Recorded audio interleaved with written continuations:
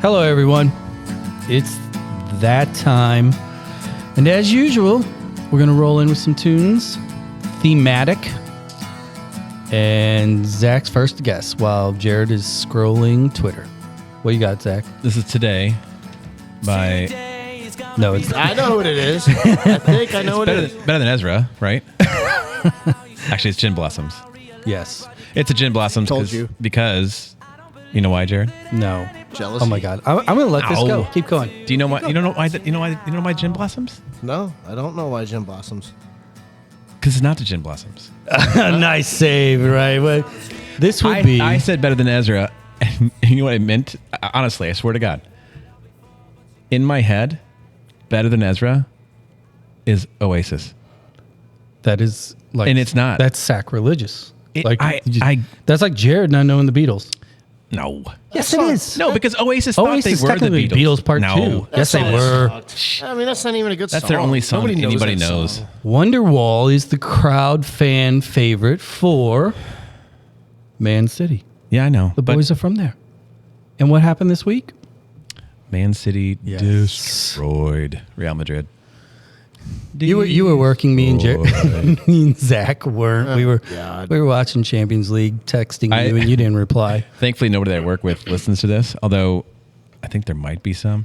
What was going on with the whole thing on social media with dude and coach yelling at each other?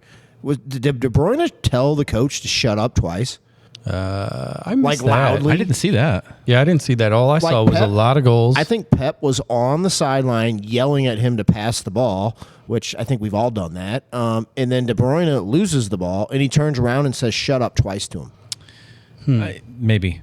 I did see, but because I was working and on calls while watching, I Zach's had boss, the he sound. was working while small screening Champions League. No. I have an actual 40-inch TV in my office that I turn on. and I Which just turn screen the is sound off. which screen is closer to your face? The one I'm working on. Okay, so then technically you were working first. Yeah. Yeah. So good I'm job. looking one way, and then I'll just kind of casually glance like I'm looking out the window, but I'm actually watching Champions League.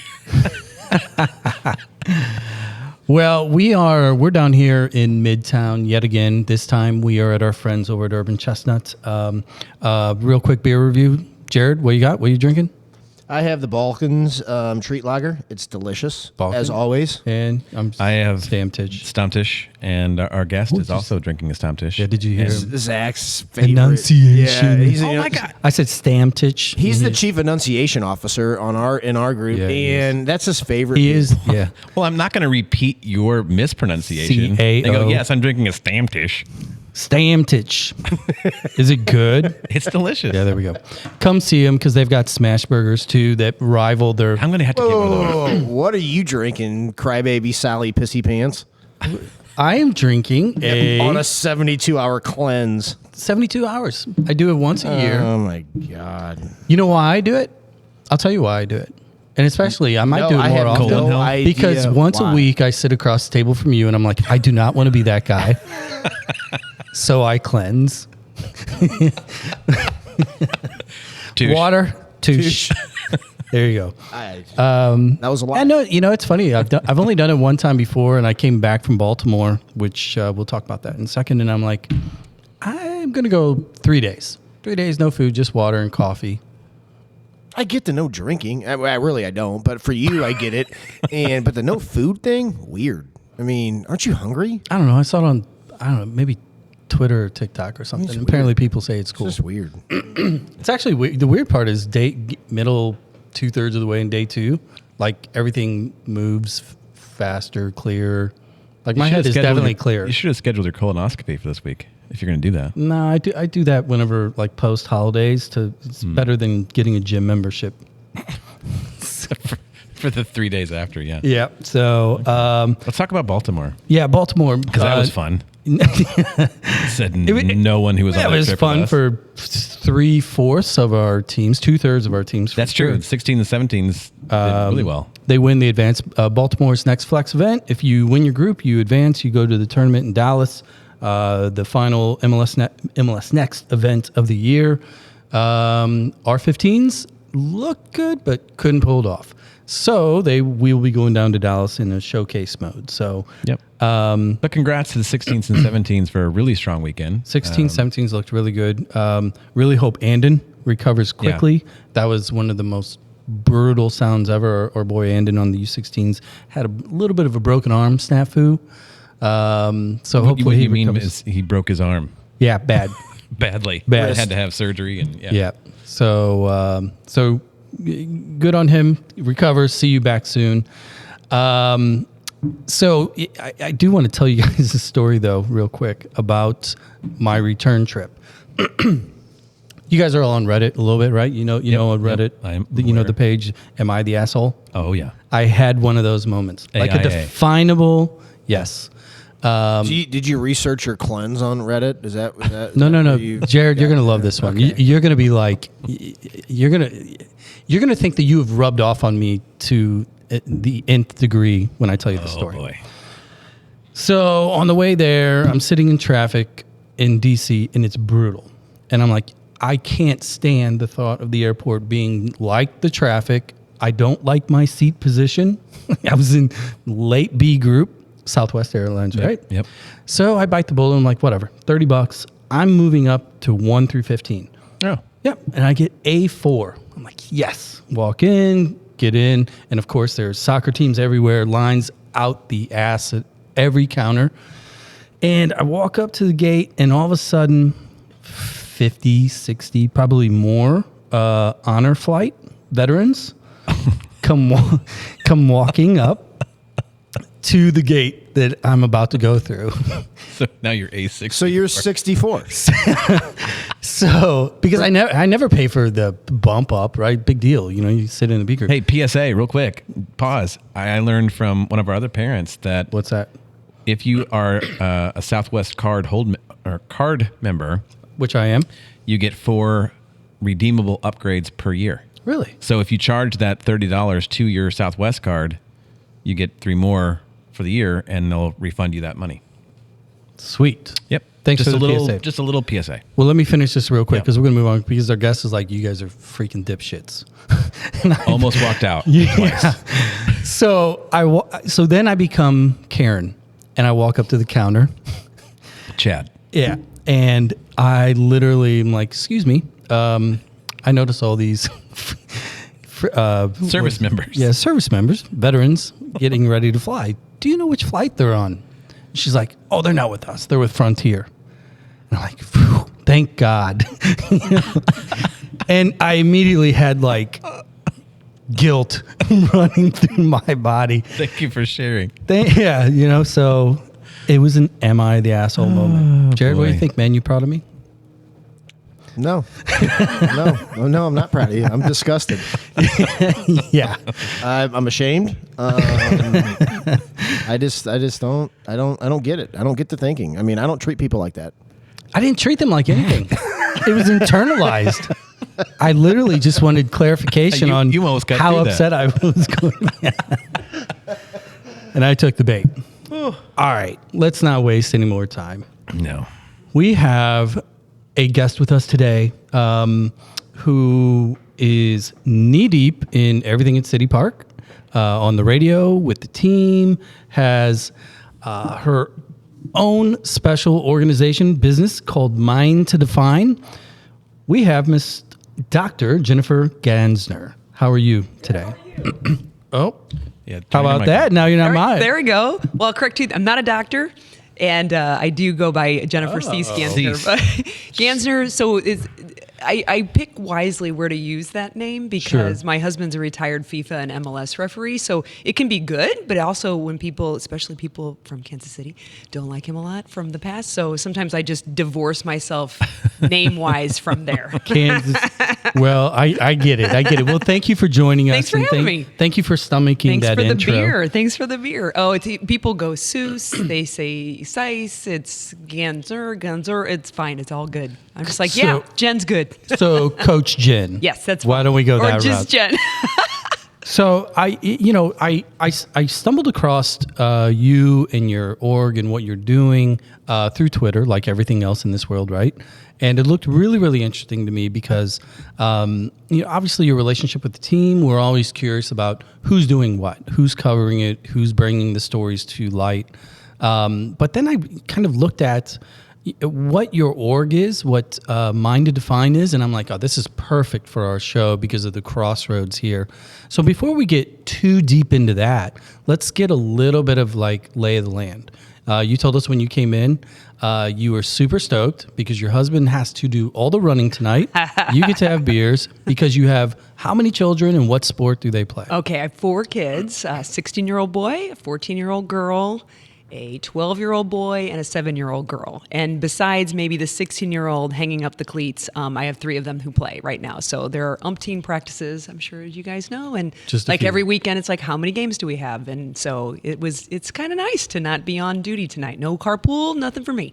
So let me ask you this logistically, because there's 4 of them and only 2 of you good guys. The 16-year-old, are they driving yet? Yes, he's driving. That has been really nice. Yes. When my husband does travel for work, for life outside of being an MLS and FIFA referee, he does travel. So occasionally Georgie will get called upon to get in, and then I just bribe him, like, tell me what you want on Amazon, I'll buy it. That's awesome. But it does help, yeah. Yes. Well, because a year ago he would have been 15 not driving, and there was 4 of them and 2 of you, and you can only drive 1 car at a time. That's right. And we just stuff as many kids as we can, Yeah. illegally or otherwise, in the vehicles. So what's your beyond your children playing? Obviously, your husband is engaged with the game at a very high level as a referee. Do you have your own personal relationship to the game as a player, coach, etc.? Lay that out for us a little bit, if you don't mind. I tease my kids because they're, of course, what kid isn't hyper scheduled now, especially an athletic kid. But I said, I feel like I was hyper scheduled before it was a thing. So I played soccer for St. Paul and Fenton. I grew up in Fenton, so I played for St. Paul, and then somehow found myself into the select part of the game through. Also take some listeners back. So Mastercraft. Then our Mastercraft team only lasted like a year, but we kind of like absorbed into Kolping. So I was an original Kolping girl, and then played for both sodas, never the beer, played for different clubs, and then also played in high school, and then with basketball and softball as well. Nice. So when did the interest, love affair, passion with soccer kick in? Was it due to the boy you were chasing, or was it post that with the kids' engagement? You mean for coaching or for like when I was little? No, just currently. So, I mean, obviously you're a big soccer fan, given obviously Yeah. everything you're doing. When did soccer become really important beyond your college days? Yeah, so then I found my way at Lindenwood. I played there before it was the beast of a campus, just when it was the old campus. I don't even know if kids are living in those dorms anymore. They're probably too old. Weren't they trailers? There was a trailer park there. The men's soccer team stayed there. We shouldn't know that because we never went there. No. We never visited them. not this girl.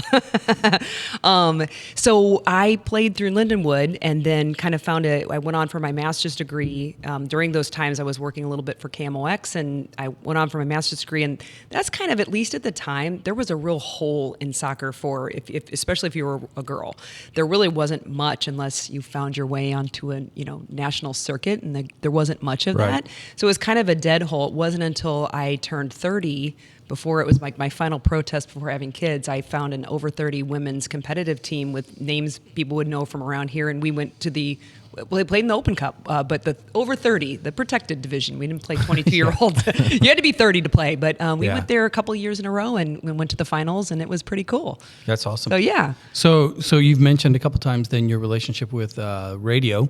Yeah. So where did that start? And, give us some background on your initial radio experience, and then then that'll walk us up into what you're doing today. Yeah, so I actually when I went to Lindenwood, I was still a kid who didn't know what she wanted to be when she grew up. So it's like, oh, Lindenwood has a strong mass communication department. That seems like it's good. Maybe I'll do some psychology as well, which I did. And so I competed for what they named at the time the Robert Hyland Scholarship. So they'll take it one Memorial Drive, the old building for KMOX down by the Arch, and the internship, the scholarship was a paid internship, so $5 an hour. Woo-hoo. Yeah. 40 hours a week, and then I got to kind of rotate through all of the aspects of radio, from traffic and continuity to sales, figured out real quickly I don't like sales. Operations, found my way I worked the morning meeting. That takes any of you, you might be younger than me, the morning meeting with Charlie Brennan I and remember Kevin that. Horgan. Yep. So that was the show that I was on and kind of learned how to produce. And out of that internship, I guess I did a good enough job. They said, do you want to do this as a part-time job? And I said, well, yeah, as long as I still have to play soccer for Lindenwood. And they said, no problem. And so I would work Saturdays and then Sundays. I did sports on a Sunday morning and kind of found my way just doing that. Like, what a cool thing for a 19, 20, 21-year-old to be like, oh, go to your job at Taco Bell. I'm going to Camo X. What year is this? You're going to make me do that? I am going to, because let me just ask you this. I don't care about the year. No, it's all good. But Jack Buck is walking around those halls at that point. I have a Jack Buck story. I know Tom shared his, Tom Ackerman, on an earlier episode. Yeah. I did. What kind of pizza did you have with him? I didn't get pizza, but I did get $100. I did get one of those $100. So there was a bet? If you guys ever heard that, so Jack would occasionally walk around with, and you would get the Jack Buck $100 bill. But that's not when I met him. When I met him was actually when I was interning. So I went to Lindenwood 92 to 6. Mm-hmm. So I was in that age and played for Debbie Washburn and then for Tim Champion. Mm-hmm. Carl Hutter, I think, just recently retired from there. He did, and he had just started when I was there, so that's a long time ago. We won't do the math. There you go. It's all good. So, and this will take radio people back. It was when Camo X was on cassette tape, reel to reel, and cart. Wow. So, where you slice your fingers open because you're taping together reel to reel. And I was typing labels up. I won't forget, I was typing labels up to stick on the cassettes that you would flip back and forth when you were recording. Mm-hmm. And all I saw, my head was down. So all I saw out of the corner of my eye were white patent leather shoes. and almost at the same time as I heard the voice of, and who do we have here? And the Jack Black can't do it very well, but and who do we have here? And I, time froze, and I thought, oh my God, no. I hope I don't have a booger on my nose. Just look up carefully, and I was just like, like I looked stupid as I sound, and was like, hi, Jack. I wasn't as bold as Tom, and I was just like, hi. And he was great, and he just asked me about what I was doing and if I would be working and if they would hire this young lady, which maybe that's why I got the job. And then got to produce him a few times later, where he would force feed me graham crackers because I would come from soccer practice. So the running joke at Camo X at the time was that I stunk, and it's probably true. I came straight from soccer practice, and I would come in, and if Jack was in there, you could either produce him from behind the class or be on the board. And we rock, paper, scissors. I'm like, I win. So I go in with Jack, and he would ask me if I'd had dinner, which I did not. And then he would make me eat graham crackers, which was great. But yeah. So, kind of a father figure around the studio. He was awesome. There's all the stories are true. I can confirm that it didn't matter who you were at the station or out anywhere, you would be greeted by Jack. Your presence would never go unnoticed in his presence. So then, if you're working at the station during those years, Jack's running around, the Cardinals are doing what they're doing. Obviously, the other sports in town are moving at a good clip. Mm-hmm. Coming out of college, did you know that you wanted to stay in or near sports broadcasting? Because here you are today, or what did that path look like once you wrapped up that internship? Yeah, it wasn't at all for me at the time. For me personally, it was I had a significant other who was on mic, and I considered myself a producer, and all the executive producers at Camo X never left. There was no positions open. So I went on. I was good at being a student. I was an achiever. They're all still there, aren't they? Like, isn't it Fred Bottomer's still there? He's still there. Like, I think he's retiring soon. He's been there for 40 No, he's not. years. He won't. But yeah, they really Sue all Thomas are. was probably doing traffic in the 90s. Yes. Geez. Yeah. So I Did went you say on. in the 40s? Yeah, no, I said the 90s. Well, it was kind of the 90s, right? It was the beginning of the 90s. I still had 80s hair. People say the 80s ended. They didn't. They lasted through like 95. I still had that hair. But yeah, so I went on to get my grad degree, and then, I really missed it. Like, I would listen to Camo X. I'd go in my car outside my aunt and uncle's house and just listen to the 50,000 watt clear channel that doesn't matter anymore because everything streams. Right. But it was so cool. And it was when I found my way back to St. Louis. I spent 4 years in Colorado, still like I found a job here in St. Louis and I didn't like what I was doing, so I called up and they were like, "Yeah, you can come back. And by the way, we're digital." I'm like, "What?" Okay. They're like, "You can use computer." I'm like, "Yeah." So they did that. So I spent another couple years there doing that and it's changed ever since. Still, everything's brand new again. So okay, so let's jump forward to today's world. You're on the mic again. Excuse me. You're working with KMOX. You're working with Odyssey with City's broadcast. How did it all come about? Let's just start there because, I mean, any position with that team over the past 3 years has been a coveted position, no matter what you do. So talk about, when the phone call came, or was it an outbound phone call? How did you end up, connecting with the team and with the station to get to today? So I feel like I'm going to totally expose myself as a fraud, which is I walk around with that feeling on a daily basis Imposter when I'm there. syndrome. Yeah, totally. Yeah. It wasn't a thing at all. Like we didn't even have tickets. I told my husband, I'm like, seriously, all those years that you refereed and I had to put up with that shit and we don't even get tickets? Like you can't even be bumped up in the line? What a bunch of bull crap. So I actually got a call at the end of January from Steve Moore, who's I just know him as program director. I don't know what his title is anymore. Right. And he just said, "Hey, we're working on play-by-play people for City. You know the MLS team." I'm like, "Yeah, I know the MLS team." What are you doing? Heard of them. Oh yeah, slightly. And he said, "Can you come and do a 2-hour show?" And I said, "Oh, you need a girl voice, don't you?"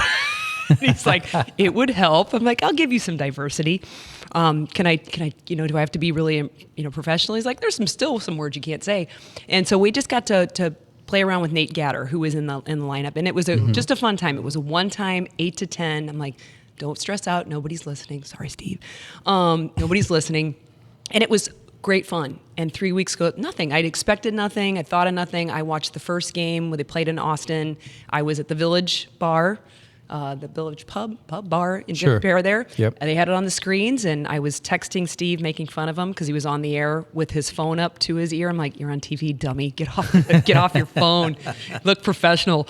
And nothing. It wasn't until after that game, maybe Monday of the week that City's going to play at home, that he said, "Hey," he texted me.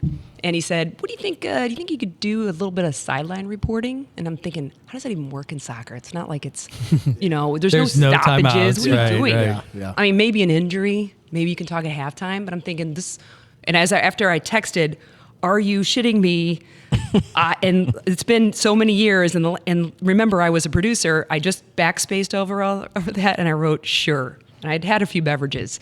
So There you I go. wrote "sure." And so "sure" turned in eventually to, "Oh, you're going to also do the pregame show with Tom Ackerman." I'm like, "Excuse me?"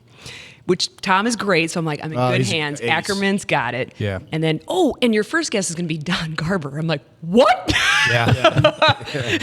Oh, and by the way, can you also do an interview with someone ahead of time in public relations? I'm like, "Are you, like, this is your Yeah. 49th episode?"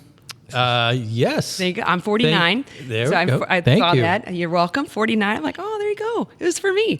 I'm like, I'm a 49-year-old rookie in a way. So Yeah. like every day I had to remind myself recently, like, remember that you played this game. Remember that you know most of this, and Yeah. whatever you don't know, you learn. The most exciting thing about all this is you're experiencing it. You just explained it firsthand. Is just the snowball effect that this city is going through. That ownership has provided. That this club is providing everybody from the media to the food experience to just everything that's going on around the outside of the game, and it's just absolutely phenomenal because I think everybody in a certain aspect is experiencing this.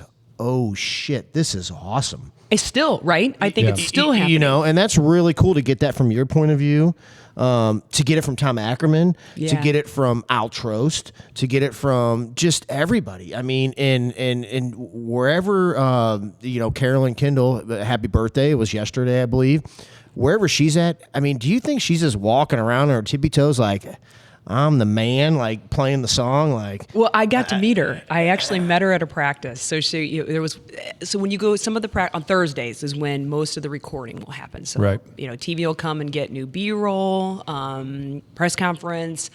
So usually if you're going to see people, you'll see Tom Timmerman out there all the time. So I try to match Tom Timmerman. Like, I'm going to be there as many times as Tom. Like, that guy on the hat is not going to outdo me. I just now have to get a hat because I get sunburned. So it was a Thursday, and there was it was just a really nice day. This was like a month ago, and there was so much front office staff out in front. And so in front of the practice, and she was standing there, and I thought, oh, don't be dorky, don't be weird. But we're like the two only girls here. So I'm going to go like give her some additional estrogen, bring that over. Fist bump. There you go. And I was just like, hey, and I introduced myself, and so down to earth. Yeah. And I told her, I said, you could go take one of those soccer balls if you want. They're all yours. Like, you could just take one. Just take one out of Klaus's hand. Do it. Do it. And she said, she goes, I think she'd be okay if I shared this. It's like a scene from, what's the Eddie Murphy movie, Coming to America? Hey, bark like a dog. Yeah. No, like a big dog. Not a little dog. That's what she should do, walk around and just make people do crazy She's so humble, though. She's like, when I played, she's like, I think I did like, a month in school where they make you do every sport, and I played soccer for a month. I'm like, you could go just take one. You should just do it. They're yours. So she was just wonderful to talk to, so down to earth, and she was just like, I just didn't know I was going to stress eat this much over a sport I'm not playing. Yeah, well, let me ask you this. I mean, because you were at KMOX in the early days. Your early career, I should say.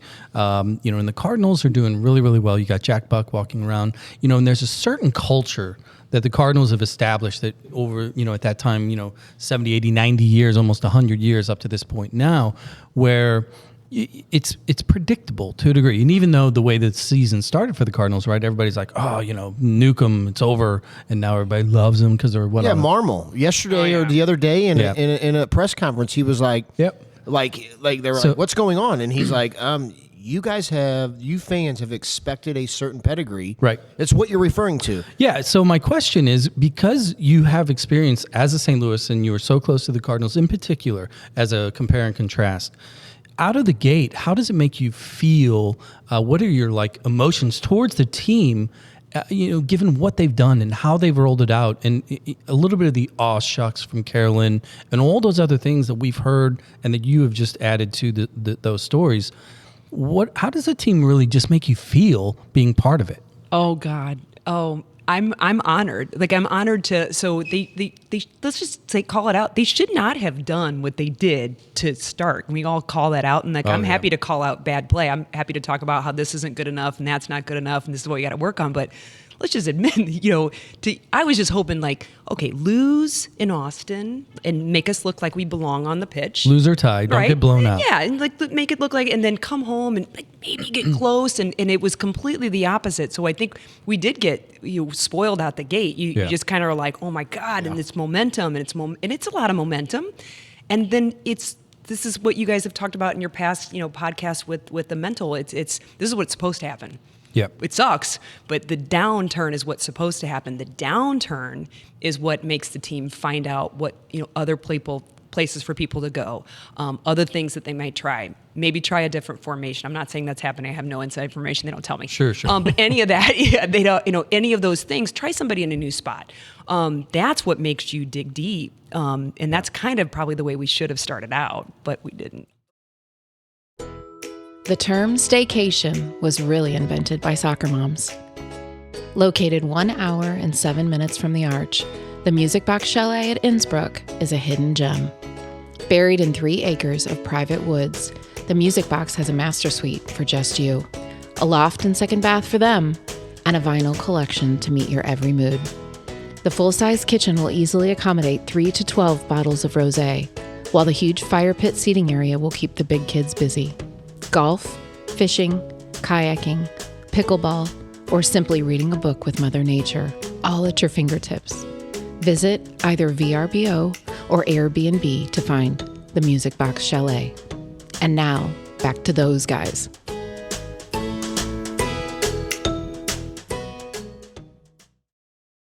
Early on, let me ask you, early on, coming from a production background, being around professional franchises, at least from a radio aspect, playing the game collegiately, did at any point, or even your husband who's around the game, reffing it at a high level, FIFA, MLS ref, Did anybody talk about that we actually have real pros going into this? We don't have your typical MLS expansion draft where we're going to get – I mean, we had 2 years. This front office got to build this team. We have legitimate pros on the team that will be playing and starting in other places.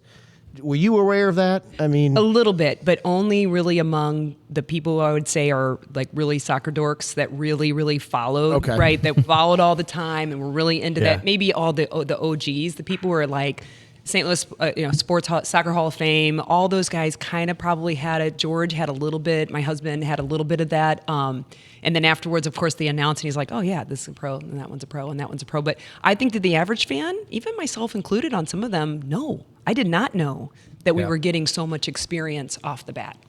Yeah, and it clearly it came to fruition, at a rapid pace, and now here we are.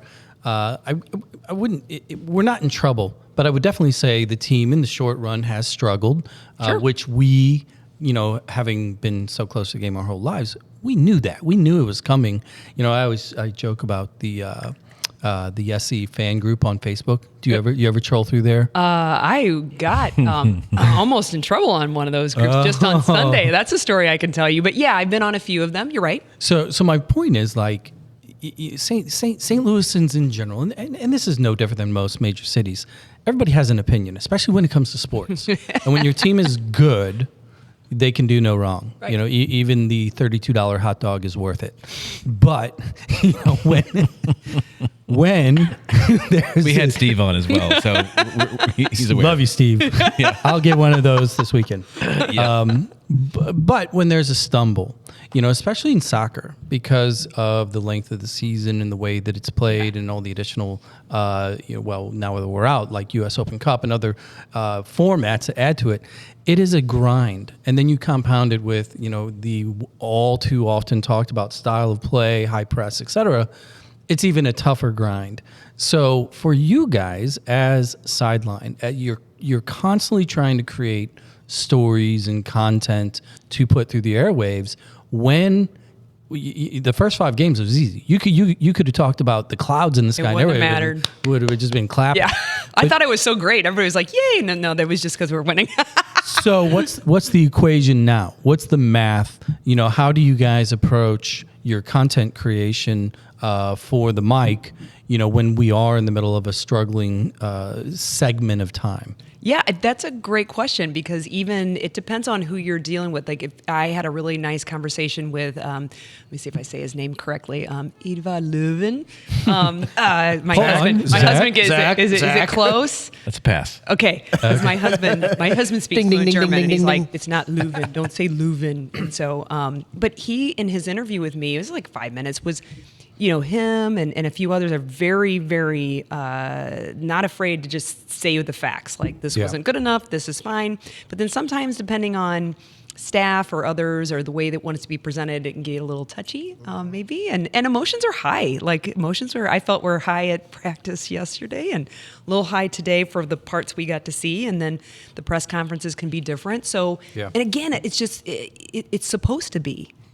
All performance is emotional. So Go ahead. You host a show with George, your husband. Sort of. It's actually, I don't really know whose show it is. So it's KMOX's show, and Nate Gatter and I are on it. When Nate's not available, And then George I told is George, available. I'm like, you want to talk some more? Come on. So that's a unique environment as well whenever you get to work with your spouse. But what's interesting is you guys referenced in the most recent episode, you had a conversation with Taylor Twellman. You talked to Dale. That's a good one to have on. He'll tell you how it is. Taylor held nothing back. We're pretty sure Taylor was a few. Yeah, he was in. a few No. in watching the Celtics. That's what he was. He was like, we got to get through this because I got to get back to the Celtics game. That's what he said on air. He did. And then he kept talking. And then he. But I think what's interesting is you guys are in a space now where Steve Moore is programming against not only other content that's out there not city related, but then you have schmucks like us who are doing these podcasts. You spoke to one of them, the Why do River you City speak so Ramblers. highly about us? No, I'm just saying there's a Don't lot think of you're not on my short list. there's a lot I don't know of if I can handle all competition. 3 of you in there at once, though. I Right. don't know. Maybe I don't need George at all. Well, he's very good at talking about official things. He is. He does The really like official is that. very good. I want to ask him. I've never met a good ref. He would appreciate that. He would appreciate that. He I've would. only met He great would. ones, Jared. My question though is, so you talked about how to program in kind of a lull within the winning side of it, but how do you create and stay relevant in a market that is kind of not saturated? Because I still think there's a ton of listeners out there that, and we don't talk the X's and O's like you guys do and the other podcasts. But how do you find that voice that gets through some of that chatter and gets people to listen? Because obviously you're doing something that's working at KMOX as it relates to soccer. I mean, you're getting the right guest. You're still on the air. I haven't been kicked off just yet. Right.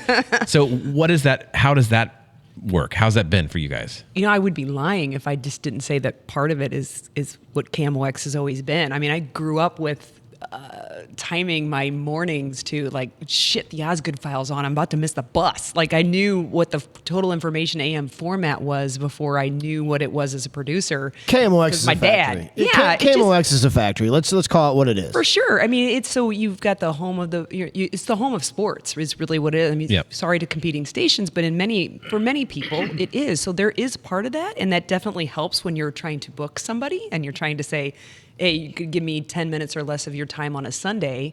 It's not always a popular thing to do. So, Right. sometimes, and then having the relationship with City right now gives a little bit more. And the fact that club does want to connect still with the community, that helps a lot too. And then I'd be lying to say that sometimes I'm just like, George, I need somebody. Call people. Give me people. So sometimes it's through George as well. How has that been on the Y98 side? Because you're technically sponsored.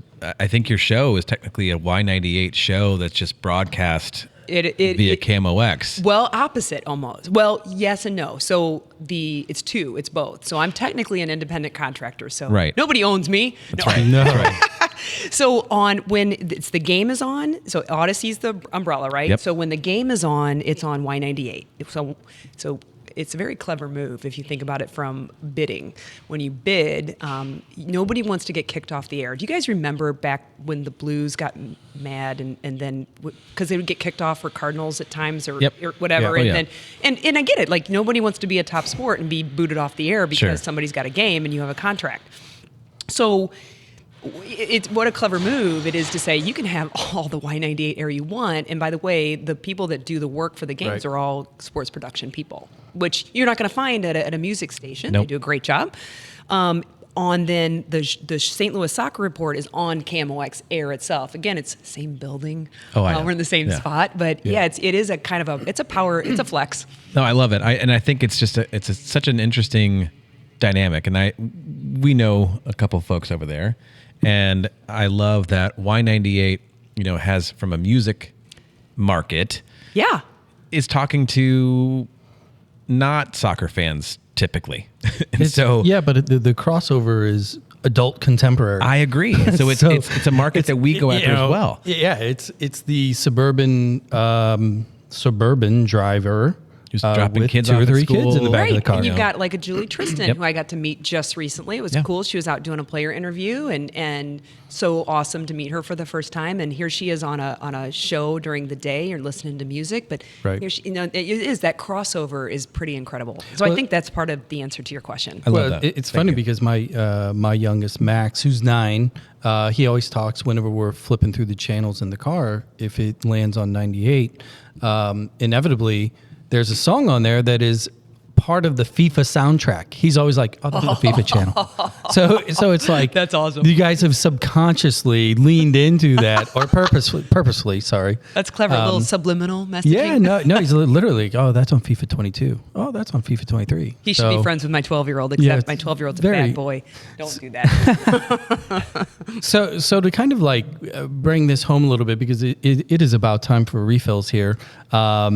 When you are engaging these players, because now they've rode the high of the 5-game open. Now they're kind of in the grind of you have injuries next to you. You have some losses that are piling up. because the game of soccer is it's an extremely simplistic game. That's why it's the most popular game in the world. It's not hard. So when you do engage them talking about content, kind of what Zach was leaning into as well, because so many of them are not from here. Because this is the one thing here in St. Louis, when the OGs that we all know, if we interview any of them, it's very easy to talk about things we know. Where'd you go to high school? Yep. What's your favorite, Provel pizza? Whatever it is. But now you have players from Norway and Germany and Switzerland, et cetera, et cetera. Do you spend more time trying to dig into the characters, the personalities, the interests? Because, it's tough to talk about soccer all the time. Yeah. Especially when you're losing. Nobody wants to talk about. Exactly. I find myself having a hard time sometimes personally in pressers on Thursdays because I'm like, I don't want to ask that question. Like, I already know what the answer is going to be. Like, how does it feel? It sucks. It feels like shit, and I'm mad. Do you feel like you put enough effort? How many times can we ask? Are we excited to maybe get Klaus back sometime? I mean, like, I'm me too. But like, how many times can you answer? So I'm always like, I'm not asking questions unless I can think of something that's not repetitive from week to week. But in answer to your question. Part of it. So I did get to interview. I think it's going to play in pregame on Saturday. So I'm sorry if this is dating your show, but we'll be out. Okay, great. Celio Pompeu, I got to interview him, cool. and it was so great. What an interview! I just know that he didn't want to do the interview, and not because of me. He was done. He was just tired. Yep. I could see it in his face, and he's still that dynamic. That even when it's not his chosen, he's still awesome. And I did get to work in like a question because how many times you can talk about style play, what formation are we going to do you think you're going to play, who else do we need out there? They're the same questions. So rivalry week gave me something because I was able to ask him about like rivals, and he talked about rivals in Brazil and how people go fight, and it's great. And I was like, oh, this is awesome. Or to hear from Blom last week on the presser that he like ask him missing his family. He misses his family and how hard it's been to have injury, can't play, and you don't have your family. And so I think I don't know what you guys think, but that, fans latch onto that as well because they are people. Well, that's what really, I think, sets us apart, not to blow our own horns. I'd do it. But I tweeted you out. Let's go. I saw that. Let's do some We more. I don't retweeted have that it. many followers. Good luck. But I think the stories are what is important to most people. And, the other podcasts like River City Ramblers, great production, doing a good job of, really highlighting the X's and O's and the ball watchers. And ball watching is my favorite. they're all good at that side of it. And we didn't intentionally say, we're going to try to find a niche. It was just, you heard the opening. This is why we decided to do this. And it turned into something more about... But these are your sideline conversations, They right? are. Like when you're sitting there This and you're is watching exactly your kids what it play is. and you're shooting the shit and you're having a good time and you're like, oh, maybe that was my kid. Or when I accidentally applaud the wrong kid and my kid's like, that wasn't even me. No, What are you doing? so I pulled up Twitter because you were just talking about how like the brutal honesty of the reality of a game. They get sick of talking about it, and I'll go to Lutz's LP's tweet from the other day where he retweeted Taylor. Yep, I do. Where I'll read quickly. Chicago Fire deservedly so, or winning 1-0 at home versus City. Perez should have been sent off for a second yellow. Nelson caught sleeping on the back post defending. Blah blah blah blah blah. And Lutz retweets it and says, "Perfectly said, Taylor." And it simply sums up the whole game. The only thing I would add is the word harmless. Our attack was harmless. Yeah. Attack was harmless. And when I read that, as we spend an insane amount of time on sidelines of games at all levels, in which some days you're just not good enough. And in your guys' world, and whenever we get into the city fan groups and everything else, when I start to see these people try to dissect and Sugarcoat. or figure out the Wait, are you sugarcoat or like be too mean? the chemistry, both. Take your Both. pick. Like there's it Depends just on your brand. Yeah, that's true. it just Right. blows my mind. How do you guys, or do you, and tell me about your engagement the other day, if you don't mind, because you watch it, you work it. So these things are normal. And what Lutz said in that tweet was absolutely accurate. It's not, if we would have switched that one player. No. If all the players would have been a little bit better. Or a list of excuses. Oh, my God. It was refreshing. It really was. I don't care if you like City, hate City. Reading that, you're like, it makes you like just kind of like it was almost like a Bobby Knight moment. It was almost like because Hey, coach, what happened? We sucked. touche. Yeah. Hey. Yeah. So I want to hear this story real quick, and then we're gonna take a quick break on these refills here. City fan page group. What'd you do? It was more about what I ended up, because it was not as you guys know, it's not a podcast scenario where there's no, like, the rating is important, the words that I say or don't say. So I'm in the middle. We're coming out of the last break. And, you're going to have Nate on, who wants to just, shit talk Casey, which is it's going to be fun, right? That's coming. Yeah. Okay. Yay. Yeah, okay. So I was that. but Nate's like a budding attorney at law. So he like has this whole thing. I'm like, yeah, I'll just let him talk and I'll be done talking. It's Mother's Day and I didn't get a drink yet. And it's it's 5:00. This is not cool. So I'm coming out and, a buddy of mine who's at the presser, Santiago Beltran, who does the Spanish broadcast. He's awesome. Is like, hey, he sends me a screen cap of, he's like, this group is like totally going off wire, and they're putting on Twitter that you and George said that Klaus is out due to back surgery. I'm like, what? Many other things were said. And I was like, what? So I'm trying to, and I'm not really, again, you're talking to a 49-year-old on mic rookie. Behind the mic, probably could figure it out, but on mic rookie. And I'm like, how do I remember how to say my name and what's the name of our show? And I don't know what day it is. And Nate's not here to hold the fort down. And George is of no use to me if it's not flipping the flag. Can't even pick up his own underwear on the ground, much less see a call, all the way across the field. That's a different topic. But coming out of break, and I'm like, oh, and I'm like, I think I got to talk about it. And George is like, you probably got to talk about it. I'm like, yeah. So I'm come out. I'm like, can't say that word. Can't say that. I'm like, I really love the fan groups. It's awesome, but I really don't like it when they do stuff. And we didn't say that. So I get like mad for a minute. And this poor nice gentleman who I feel really bad for, because the fan group went after, we didn't say it. And I don't know how, something about probably coming back. I listened to the episode and you did. Matt Baker had my back, who does Matt Baker Flyover has your Footy. He back. totally did. He was awesome. Thanks, Matt. The word George used the word back. See, it's George's fault. Related to Klaus. But the word surgery was never used. And I thought you guys did a good job of clearing that out. You said we didn't say it. Nobody ever knows what refs are doing. You've been waiting. Blame the ref. You guys are going to have them on, aren't you? I want to come. Yeah, when they go over to VAR, they're really watching like old episodes of The Office. And then they come back and just point. They're like, yeah, no. So yeah, it was just one of those things, and it's honestly, I hate to, it's my greatest fear. So I don't know how you guys do it when you're props to you. Like, it's probably one of the reasons I stayed behind Mike all those many years ago, because I took the calls for people who wanted to call in on Sports Open Line and thought so-and-so was stupid or worse. I can say worse things that were said by people that never made it onto air. We've had a couple bad one-star reviews. Yes, we have some fans at the other side of the state. I just gave you 5. You're good. No, we appreciate that. I got to do a review though. Right? Everything in the 314 area is definitely 5-star. Okay. The 816. the west side of the state, they're not fans. The 816. Yeah, well, you should consider that a thumbs up, right? It's a huge thumbs up. Oh, it's going to get worse too. Yeah, after this weekend, we have totally been digging in heavy. So here's what we're going to do. We're going to roll off for a quick break, guys. Now this is, since you can see the screen there. But do you know why I thought you might I know that's throw the Gin Blossoms out there? Because what day do they play? Friday tomorrow night. Yeah. City Park, Gin Blossoms for all of you 90s alternative kids. If you're listening to this on Friday, if we drop it on Friday, come out City Park. It'll be tonight. Yep. Yeah, tonight.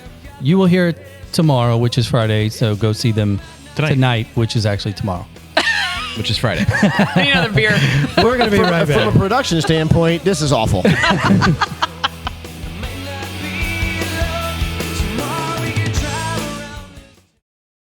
Howdy, folks. Jared here from the Soccer Dad Pod. We got them reviews flowing in. Thank you very much. Cease and desist now. We are the soccer capital of America. You are not. Just because you have more U.S. Open Cups, more World Cup veterans, more players with U.S. national team caps, more pros playing in Europe, more national youth titles, more NCAA championships, none of that really matters. Our football stadium hosts World Cup games. So there. Thanks for reaching out, KC Johnny.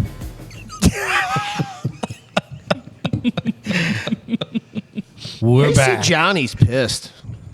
He's mad. So we've decided to take our 1-star reviews and produce them. All right.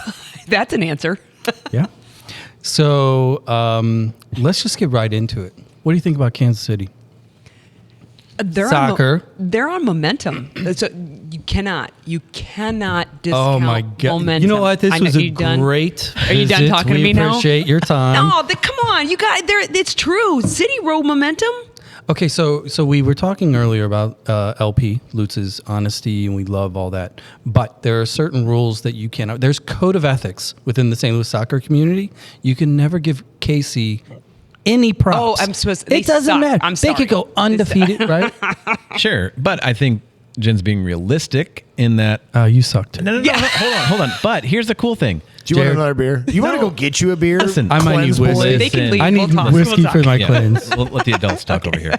So, on Wednesday, 2 days ago, yesterday, how did Kansas City do against LA Galaxy or LAFC? I'm sorry.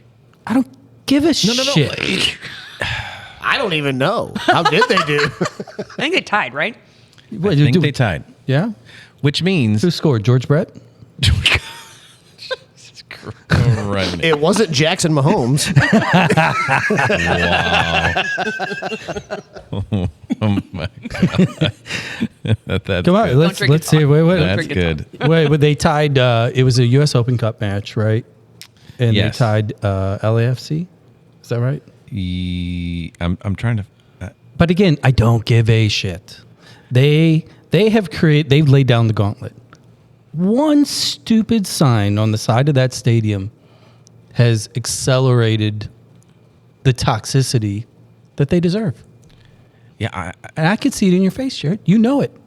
You're frothing right now. I grew up playing soccer against that side of the state and had kids from that. We always played Rockhurst, You and know, Lindenwood was our and- rival. Yeah. They're just second-rate idiots. I don't. They never made it past us to nationals. I Let's just say it don't. there. I mean, I don't. I mean, No, I mean all of these are absolutely true statements.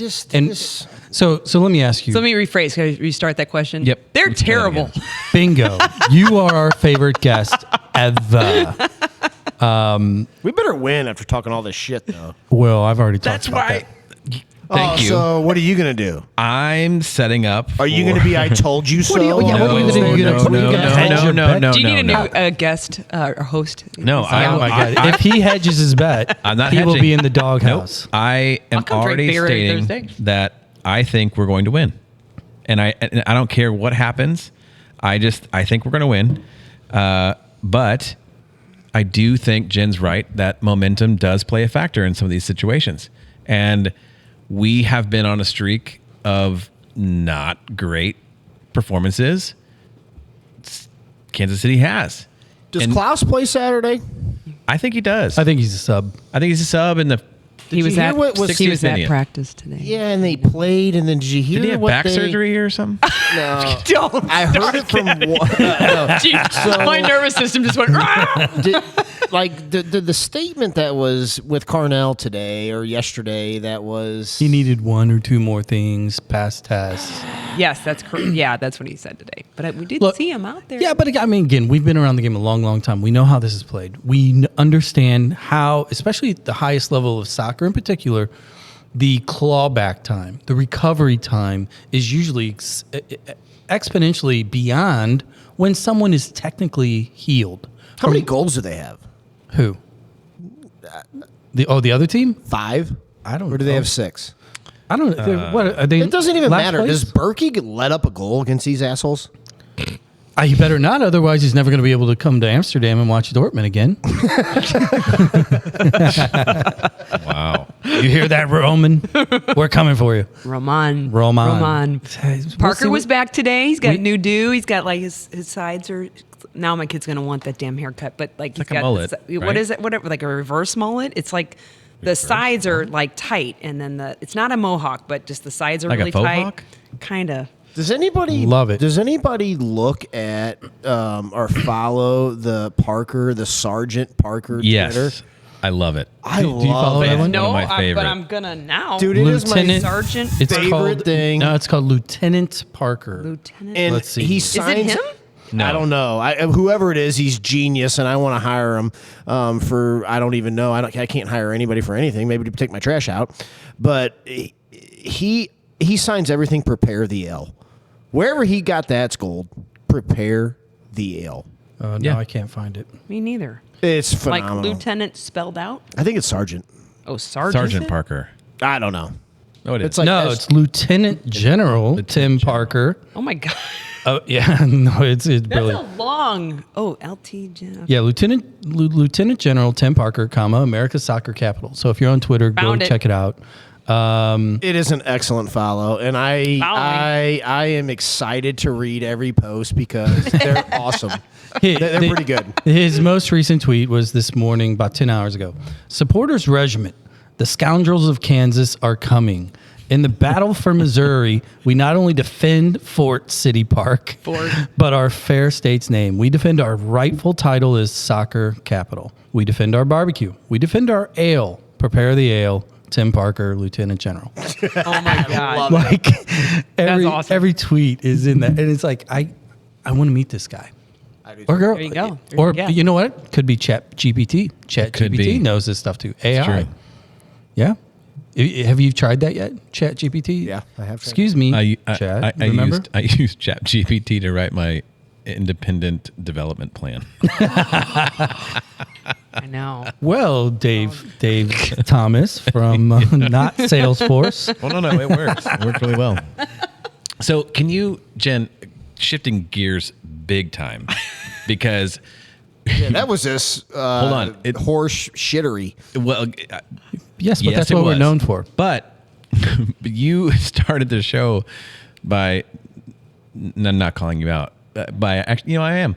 You said her name wrong once, and then you Happens all I don't know time. why I did that. You I gave even her a gave her- doctoral degree, but I think it's because I love it. Thank you. But here's why I think it is. Your Twitter handle is at Coach Jen MTD. Oh yeah. For mine to drive, and I think Define. or mine to define. Jeez, I just did it. So my Mine to define. dyslexia gave you a guys much are higher flipping title. Thank you. idiots. But I want So to we talk should start talking. Okay. about Yes, mine to but I- define, but- because that the MTD I think caught you as an MD. Thank you. Yeah, I'm I not told good you guys, at socials. Just I'm so fasting. you know, I don't think you're I straight. did not get on Well, you Facebook said you were straight. till I was 40. It was I got so much shit from my friends at at 11:45 p.m. before I turned 40. I was like, how do you do this stupid? So I can't even handle this. It's dumb. You're selling Facebook to people over 40 now. Sorry, yeah. And all the people under 40 like, yeah, that's why They're we're like, not on. They're like, and on why is she Facebook." doing this? With, players interviewing players who are more But than half her age. mine to define. Yes. Can you talk more about that? Because we kind of breezed through it a little bit earlier in the show. Yeah. But talk us through what inspired that and how you're trying to really bring that out. Gosh, I feel like that episode, was it 26 of yours, or there you talked to soccer resilience and Hackworth's kid Morgan. Yeah. who was just, I'm like, all of this, I listened to it, I was like, yep, that and that and that is. So it's I hate to say it, it's a COVID story. So it's in that time where everybody's home and you're thinking of my littlest, who's now 7 but was going to be done with preschool, going to go to kindergarten. Yes.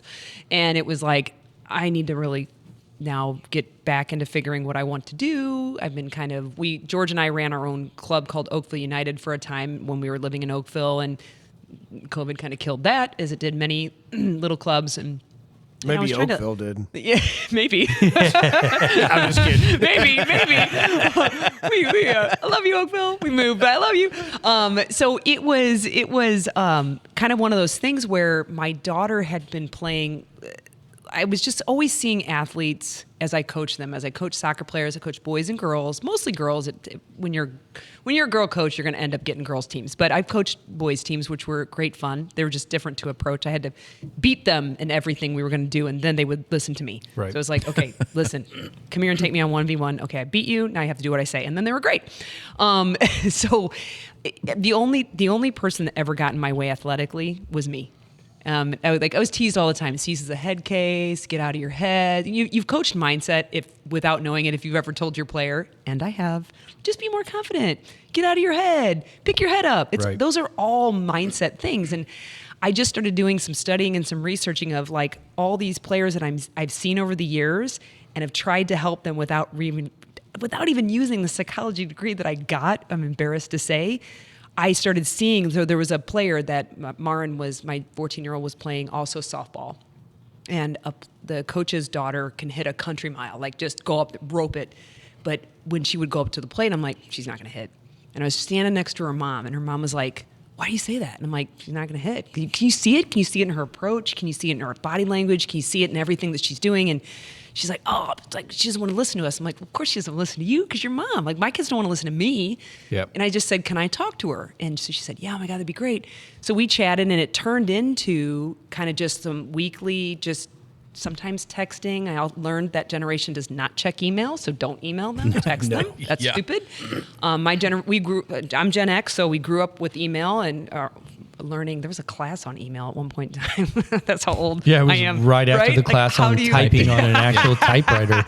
So it kind of like that started happening, and somebody else asked, and it just kind of was this thing. And so I was like, okay, what were all the things that I sucked at mentally? There's a lot of them. And so I just kind of developed my own, like through working with her and then taking on another player one at a time, everything kind of filtered in. So Mind to Define focuses on the mental game. And then I developed 3 pillars from it. One called optimum ownership. So it's with the athletes I work with, they tend to own too much. It's not the ones that don't want to, get their stuff ready. It's the ones that are like, I lost the game for my team. Yeah. There are 11 people on the pitch. It's not possible. Or, the growth mindset. We'll come back to that one some other time. Put a pin in that one. The growth mindset, which you guys talked about on that episode, versus a fixed. Which LeBron James is doing right now There we and go. has been for a long time. I got to bring you my training. I have a training tomorrow night, actually, with the Lou Fuse team. And then confidence, that's that elusive thing that you think that actually is a thought, a belief more than it is an action. Or everybody Just do should it. just have Yeah. and Be develop. confident. You're good. Like, it's real easy to tell as a 30 to 50-year-old person that's in a professional that maybe had some success in youth sports, that is maybe successful, or maybe didn't have any success or has no success now. It's real easy for an adult to tell a kid, boy or girl in any sport, be confident. Yeah, when I start. And I think that's lost in translation. Like, Yeah. Yeah. hey, asshole, it's really not easy to tell a pubescent boy or girl, be confident. I'm going to be 50 this year. Same thing. If I could flip the light switch on that and not have to try and like think my way into it or act my way into it, like I struggle with it to this. I'm the biggest hypocrite because I'll teach these kids and then I'll go and have my own, maybe a new challenge from the city team, which, gave me the color analysis job to fill in for a Dale Shilley. Are you kidding me? And I'm like, I was a wreck. I was a hot mess up here in the head. Right. And, trying to be like, what would you tell them? What would you tell them? And then a part of me is like, it doesn't work. Why do you teach that? It's not helping. But somehow trying to figure that out. And like when I start the third training, it's on confidence. Like, anybody here ever get frustrated when you're told to just be confident? And every hand goes up. Like, because it's like, how do you do that? Like, I can show you how to strike a ball. Yeah, no, I mean, it's so funny because, like, we were talking about the evolution of this particular show. And the one thing I think that we've all agreed, and we talk about it probably too much amongst ourselves, is the outreach of parents that are in, near, or experiencing the same thing we are as, soccer parents, athletic parents, high-performing parents as well. Not that we're high performers, that our children are. And my question is this to you. I drank more booze than any of you guys this week. You win. I can't. Some of us cope differently. Yeah, no, the episode of you and Drew, when we get Drew on here, it'll be beer pong. So we'll see how you do. But anyway, my question to you is, knowing that this is your passion, that this is your org, and you want to clearly help kids in particular through the sports mindset. How are you using your experience with City and talking to arguably the pinnacle of players? And what are you gleaming from those conversations that apply to mindset? honestly, it's the same message. It doesn't matter what level you are or how old Or you age, are yep. in academy or at Gallagher or Fuse or Kolping. It doesn't matter. The same conversations up there in the brain that, Right. whatever that 3 pounds of whatever energy in between your ears, it's the same conversation. Like you can actually, if you really watch City closely when they're struggling, you can look at things where you're like, that wasn't a physical mistake. That was a mental. It looks like a physical mistake, but that's a mental mistake because there's a breakdown. There's, it's not working the way they had planned. There's frustration among the team. None of those are physical. They're just really not. And That's well said. they're all mental. So I think if anything, it is bolstered my message of like, they do it too. They go through this different level, but they have the same conversations. They have the same frustrations. Nico Gioacchini said at one point in time, and it was really brilliant. He talked about, so I've kind of made this part of my interviewing shtick. I'll if they don't say it, I'll ask them something about mental, because I'm like, I'm not going to be a Dale. I don't know. I didn't coach umpteen million kids that have come through St. Louis, but I did do this, and I did suck at mindset, so I can ask questions about that. And I will ask them. Pompeo talked about it as well, but being there mentally. And with Nico, he mentioned that it was interesting. He said the mind is afraid of success.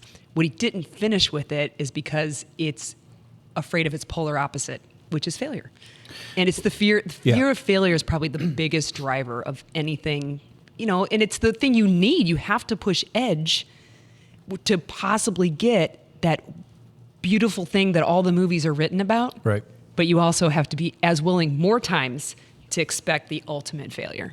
So in your experience now then, and working with, I'm assuming more teenage, pre-teen kind of target market, how do you integrate parent expectations in the training for the children? Okay, that's a good question. So when it's one-on-one training, I'm always engaged via parent. They're young. I've coached as old as a 21-year-old wrestler who was in college, and as young as an 8-year-old softball player whose mom was pretty convinced that she was going to be in the Olympics. So the messaging, it's the same message. How I have to give it has to be obviously different. The attention span of an 8-year-old is going to be much different than a 21-year-old. But what was your original question? The role of the parent in the process. Oh, yeah. Sometimes it becomes, I find, an education process for the parent as well. And I say this because, and I have done if there's a faux pas, I've done it. If there's telling my kids something or trying to talk to them when they don't want to, or trying to help them through their discomfort when they absolutely must go through it, or thinking, I'm going to go talk to that coach, when no, they should go talk to the coach. Sometimes by coaching the kid, if the parent is open to it, you can kind of coach the parent. When it's team training, it's always best if the coaches are there as well, to receive the message and try to make sure it becomes a team culture thing. And then, so what I haven't done that I really need to do is probably set something up specifically for parents. I think that's where we hold each other accountable. we had the soccer resilience guys on. We had Justin Gage on, who's now building a business around the same kind of mindset. And I just feel like, maybe I'm making a pitch right now because I need it. I think there's a massive need for something. There's a market for parents to go to somebody who can sit there and say, listen, if your son or daughter doesn't perform the way that you think they should, it's not a direct reflection or a marker on where your life is going. Well, I'll call it out. So when your kid screws up there we're talking soccer, so on the pitch, and like biffs that PK or whatever, it's okay to feel a tiny bit embarrassed, and it has zero to do with you. Right. Because especially for people who, it could be either like sometimes the parents who have played can be rough, but sometimes the parents who didn't play, who really wanted to and are so glad that their kids are, do you can think be that just these as bad. organizations that are really, really successful, or maybe the ones that aren't successful, I don't know if it exists, but it seems like to me these organizations that have the people in place to build these boys and girls up in whatever sport it can be, as a mentality level, as a confidence level, as an organizational, like, from an organizational standpoint, they have the most success. To me, there's a fine line where these organizations are no feedback, just be really good, and if you're not that good, you're not going to play. Either that or you read between the lines. Because if we're talking about like cultivating confidence in a young person or a 49-year-old person that's going to do play-by-play, it's really hard to take these 13 to 19-year-old boys and girls and just say, have confidence.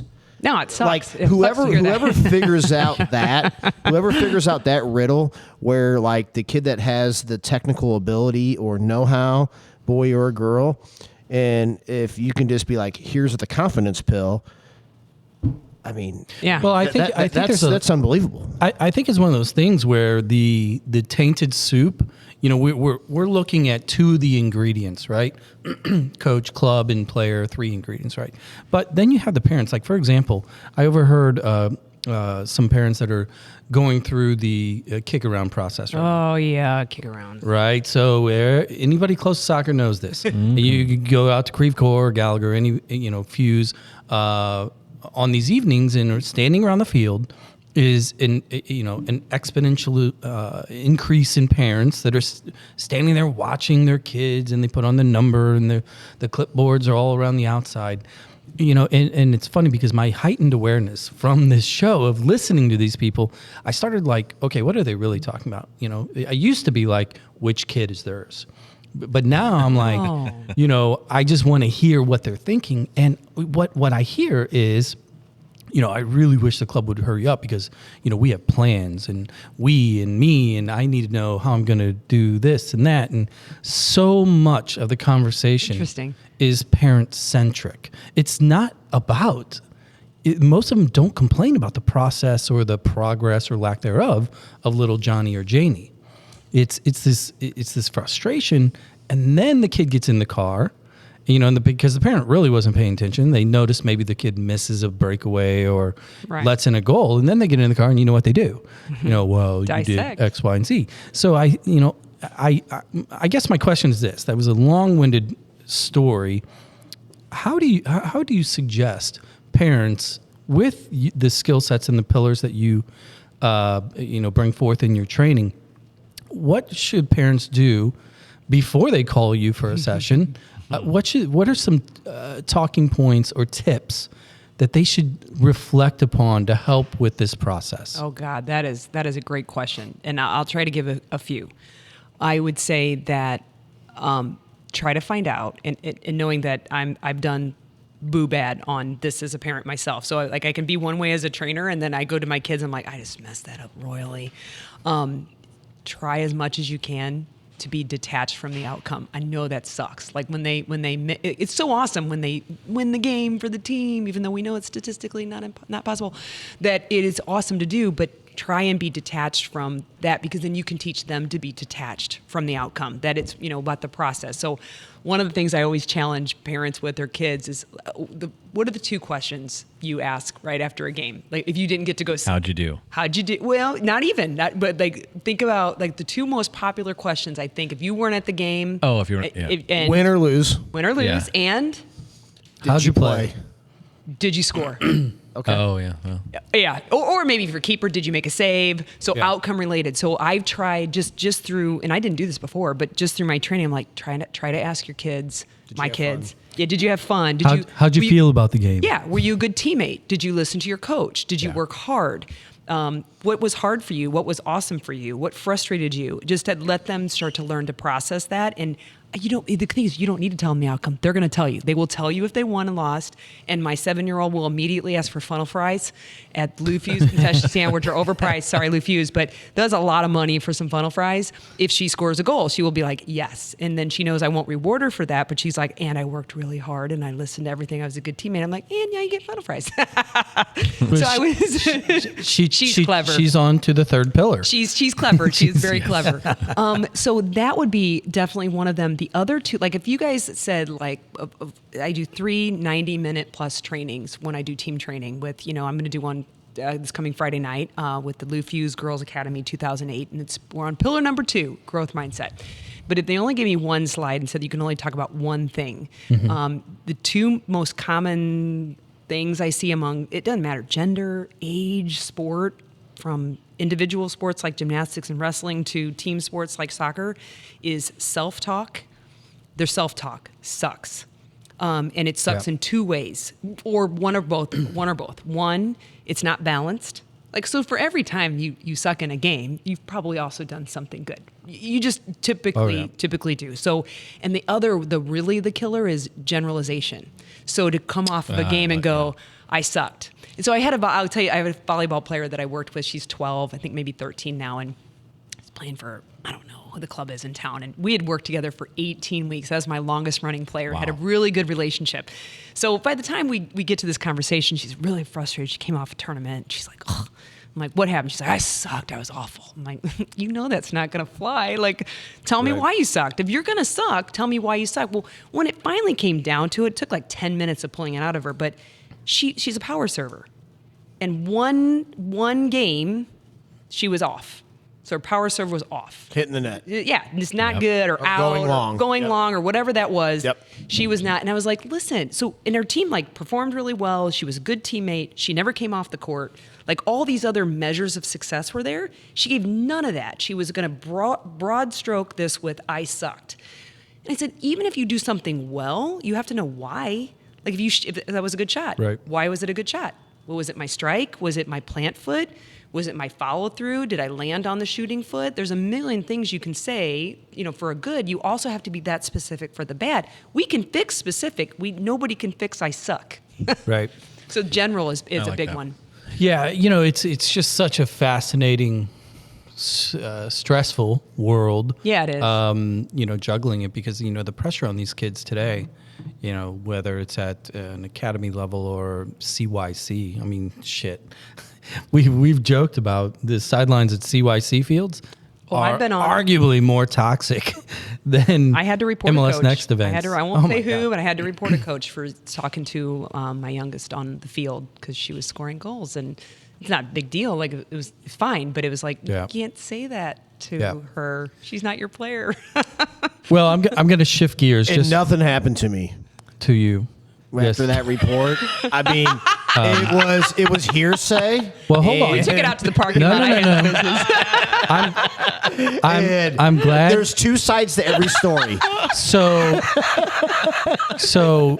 I'm going to give you credit. You were cleared of that charge. But I'm glad you brought it up because this past weekend in Baltimore, after all of these episodes, both you guys, I'm going to put the 2 of you in a corner. So on Saturday, here's what my fellow co-host did. At these events, the parents are instructed opposite side of the players. Oh, boy. And on the ends, nobody's supposed to be behind the goals. Correct. Wow. Yeah. We weren't behind the goal, asshole. Oh, my God. Okay, so that reaction tells you all you need to know. Where were you? You were in Baltimore. We were in Baltimore. Okay. We are the. If you're at Sporting, you're kind of stuck. You can't not be behind exactly. the goal. We have higher standards. You weren't there. No, exactly. We are the illustrious soccer dads from the Soccer Dad Pod, and you're ruining our name because you got yelled at by the referee in the middle of the game. Yeah, It was not. It was Zach. I believe it's on tape. What did you yell back? Okay, let me set the stage because Retelling the story. No, you talk about embarrassing.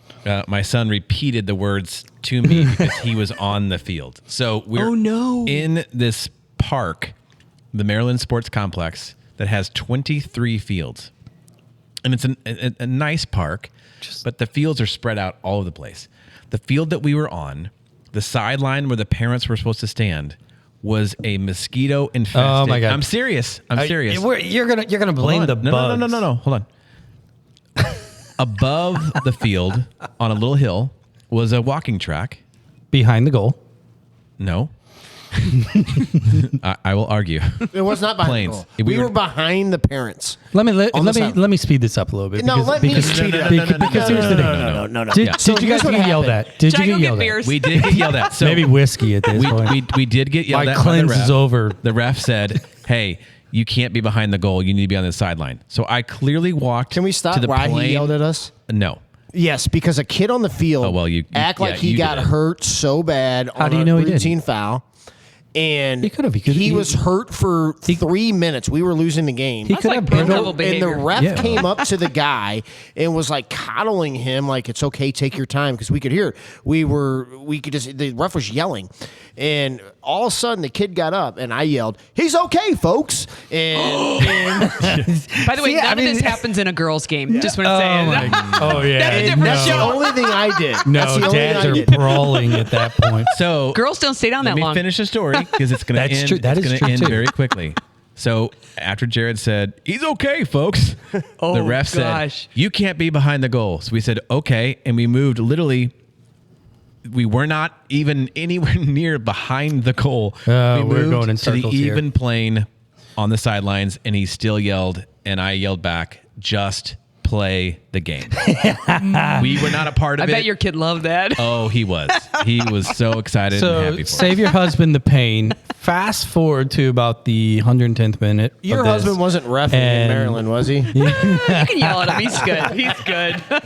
I did. He reffed me in college once, and we had words. Were they nice words? Nope. No, I don't think so. All right. Well, that'll be on episode 2 when we have you back. Thank you. Is it over? I'm not done. We have been. We've I don't wanna been go home. Blasting here. We're down here at Urban Chestnut having beers. Thank you so much for coming. Thank on. you. Tell the listeners where can they follow you find you. and find Gosh, yeah. Okay, so it's at Coach Jen MTD. Not MD. For Mind to Define. Yeah. Or I have it needs to be more than a contact page, but mindtodefine.com. That's awesome. Thank you. We appreciate your time. We will make sure catch up with you on everything that's going on down in the city. Oh, you know what? I forgot one very, very important question.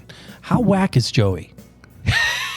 He's Like a lot the of dude fun. is like he's pulling out juggling I have a- TikTok videos I have a today. different I just question. saw that today. I have a different question. I know you interviewed him because of the Kansas City thing, but you had the River City Ramblers on your show.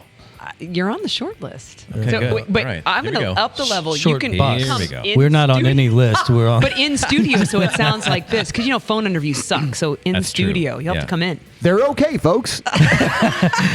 We're out. Thank you all. Thank you, Jen.